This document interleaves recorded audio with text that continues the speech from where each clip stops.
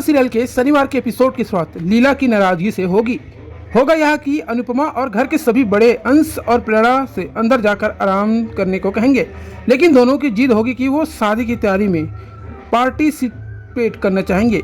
बहुत जिद करने पर अनुपमा उनसे कहती है कि वो यहाँ बैठकर अपने नाम वाली नेम प्लेट तैयार कर सकते हैं, लेकिन काम नहीं करेंगे। इस दौरान प्रेरणा का ध्यान पूरे वक्त उसके फ़ोन पर होगा।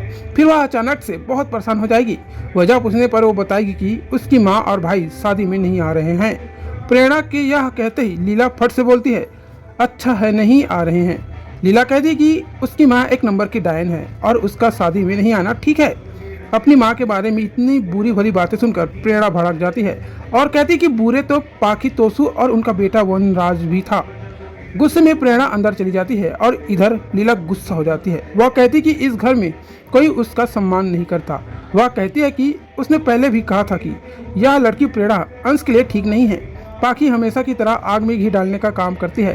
तब अनुपमा पाखी को लाइन पर लाती है। अनुपमा और बाबूजी पाखी को चुप कराएंगे और इधर लीला घर छोड़कर जाने की जिद पकड़ लेगी। वह कहेगी कि अब उसका इस घर में कोई सम्मान नहीं है और नहीं कोई उसकी इज्जत करता है। वही बाबूजी बात को हंसी मजाक में उड़ाकर सिचुएशन को डाइल्यूट करने का कोशिश करते हैं। अनुपमा दिग्विजय की बात को संभालने की कोशिश करती है।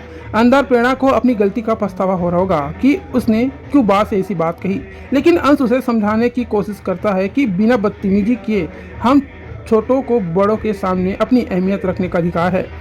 बाहर बात बिगड़ रही होगी और इधर अंश और प्रेरणा को समझाने में कामयाब रहेगा। वहीं इसके आगे एपिसोड में देखने को मिलता है कि कुछ ही देर बाद जब लीला जिद छोड़ने के लिए तैयार नहीं होती है, तब प्रेरणा बाहर आकर लीला बा को गले से लगा लेती है और उसे किसी भी तरह से लीला को अचानक असहज महसूस हो जाती है। वही लीला को घर छोड़कर नहीं जाने के लिए प्रेरणा समझा लेती है। लीला भी हंसने लगती है और माहौल वापस नॉर्मल हो जाता है।